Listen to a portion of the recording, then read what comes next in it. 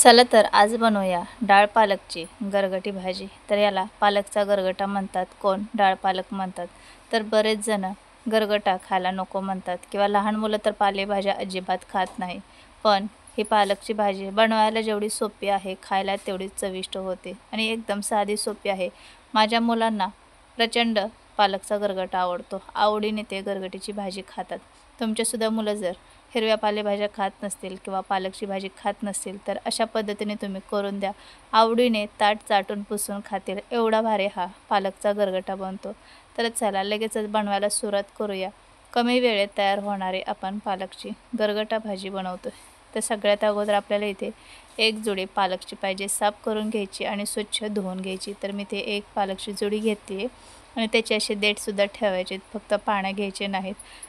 अर्धी वाटी, छोटी अर्धी वाटी शेंगदाणे आणि अर्धी वाटी तुरीची डाळ घेतली, एक टमॅटो घेतलाय। तर सगळ्यात अगोदर आपण पालक स्वच्छ धुवून घेतलाय आणि बारीक चिरून घेतलाय। तर एक टमॅटो घेतलाय आपण। आता याच्यामध्ये ना टमॅटो बारीक कापून टाकूया आणि हो, पालक अगोदर धुवून घ्यायचं आहे आणि नंतरच कापून घ्यायचं आहे। भाजी कापल्यानंतर धुतली तर त्यातली सर्व जीवनसत्वे निघून जातात, त्यामुळे चिरण्या अगोदर तुम्ही स्वच्छ धुवून घ्या। आता याच्यामध्ये आपण एक टमॅटो बारीक तुकडे करून टाकलेले आहेत। तर आपण हे कुकरला लावून घेणार आहोत। कुकरच्या 3 शिट्ट्यामध्येच डाळ पालकची भाजी व्यवस्थित शिजली जाते। तुमच्याकडे वेळ असेल तर तुम्ही पातेल्यामध्ये सुद्धा ही भाजी शिजवून घेऊ शकतात। सेम अशाच पद्धतीने मऊ डाळ शिजेपर्यंत ही भाजी शिजवून घ्यायची। तर आता आपण हे सर्व जिन्नस भाजीमध्ये टाकून घेतले, टमॅटो, डाळ, शेंगदाणे। तर डाळ स्वच्छ धुवून घ्यायची आणि याच्यामध्ये टाकायची, शेंगदाणे पण टाकून घेतलेत, अर्धा ग्लास पाणी टाकून घेतले। अर्धा ग्लास पाण्यामध्ये व्यवस्थित मस्त मौसूद डाळ पालक शिजून होते, कारण पालकला अंगचं पाणीसुद्धा सुटतं।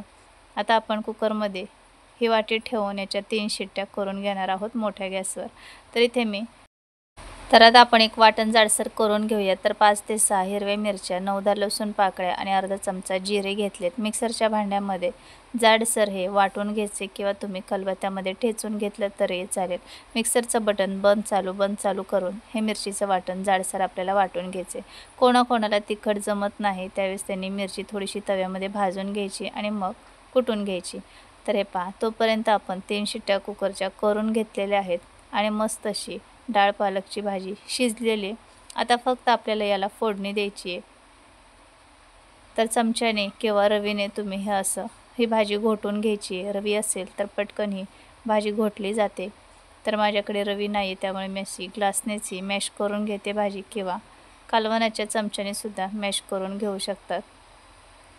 तर हे पहा, चमच्याने सुद्धा अशी ही भाजी घोटून घेता येते, पण थोडा वेळ लागतो। रवी असेल तर पटकन होते। तर भाजी व्यवस्थित डाळ आणि भाजी आपण घोटून घेतली आहे, हे पहा।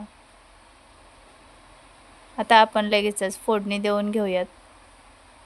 तर भाजी व्यवस्थित शिजलेली आहे आणि यामधले शेंगदाणे खूप छान लागतात खायला, त्यामुळे शेंगदाणे जरा जास्त टाकायचे।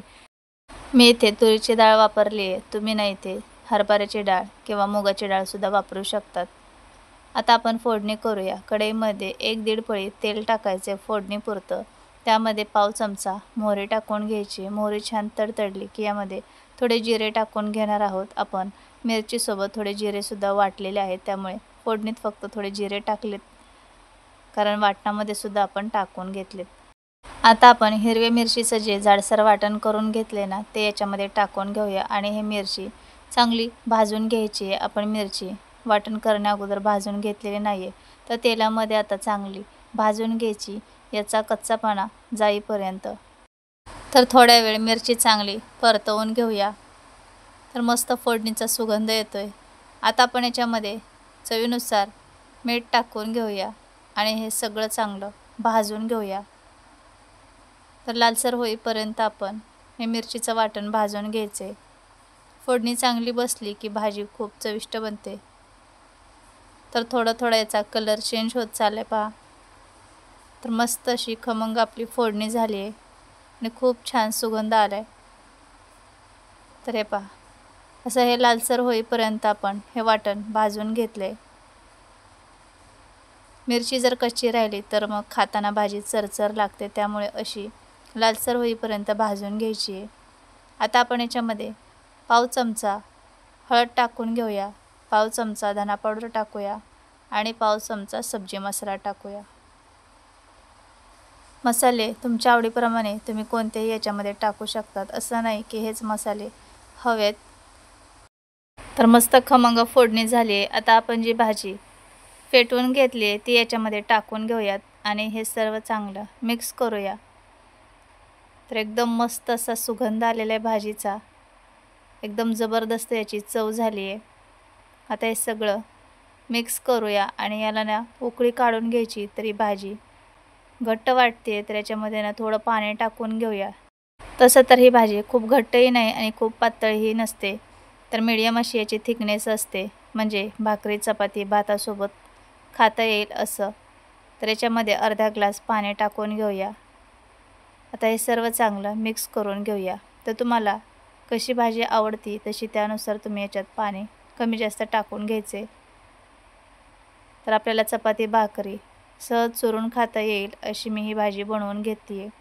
माझ्या मुलांना आणि घरात सर्वांनाच अशीच ही भाजी आवडते। आता आपण याला उकळी काढून घ्यायची। तर आपण भाजी शिजवून घेतली आहे, त्यामुळे जास्त वेळ शिजवण्याची गरज नाही। 3 ते 4 मिनिट याला उकळी काढून घेऊया। तर मीडियम गॅसवरती आपण याला उकळी येऊन 3-4 मिनिट शिजवून घेतले। तर आपली इथे भाजी तयार झालेली आहे। तुम्ही तर पाहिलंय किती सोपी आहे बनवायला आणि खायलासुद्धा खूप चवदार बनते। तर लहान मुलं पालकची भाजी खात नसतील तर अशी त्यांना बनवून द्या, बघा त्यांना किती आवडेल आणि नेहमी तुम्हाला अशीच बनवायला सांगतील। किंवा पातळ भाजी खात नसतील तर सुकी बनवू शकतात, तुरीची मुगाची किंवा कोणतीही डाळ टाकून 1-2 मिरची लसणाची फोडणी द्यायची, मस्त अशी सुकी भाजीसुद्धा तयार होते। तर झटपट आपल्या इथे पालकचा गरगटा तयार झाला आहे। तर कशी वाटली तुम्हाला ही रेसिपी नक्की कमेंटमध्ये सांगा। आणि अशा साध्या सोप्या घरगुती साहित्यात तयार होणाऱ्या झटपट रेसिपी पाहायला आवडत असतील तर चॅनलला सबस्क्राईब करा, लाईक कमेंट शेअरसुद्धा करा आणि शेजारी असणाऱ्या बेल आयकॉनवर सुद्धा क्लिक करा, म्हणजे तुम्ही प्रत्येक वेळेस व्हिडिओ पाहू शकतात। आणि सबस्क्राईब करणं बेल आयकॉनवर क्लिक करणं हे अगदी फ्री आहे, त्यामुळे तुम्हाला शॉर्ट व्हिडिओ लाँग व्हिडिओ दोन्ही पाहायला मिळेल आणि तेही अगदी न चुकता। आपण भेटूया पुढच्या व्हिडिओमध्ये। Bye bye.